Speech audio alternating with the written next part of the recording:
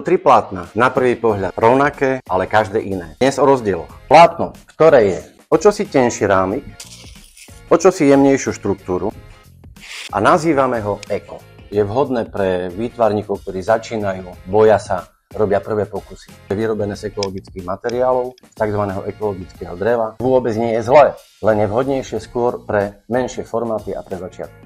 Má jemnejšiu štruktúru, dvojitý náter, takže vrele doporučujem. Potom tu máme plátno, na prvý pohľad rovnaké, ale keď si ho pozrieme z boku, vidíme, že má o čosi hrubší rám. To znamená, že znesie oveľa väčší tlak a znesie aj také agresívnejšie výpady. Opäť je to bavlna, ktorá je oveľa jemnejšia a tým pádom vám dovoľuje oveľa viac sa vyhrať s detailom. Tretie plátenko, ktoré sa tu nachádza, je už ľanové a možno je to vidno aj v zábere, tá štruktúra je o čosi drsnejšia. Tieto plátna znesú oveľa väčší formát. Všetky vhodné pre maľbu olejom. V posledných 10 ročiach sa do popredia derie technika akryl a tá je opäť veľmi dobre kompatibilná práve s týmito plátnami, či už ľanovými alebo bavlnenými.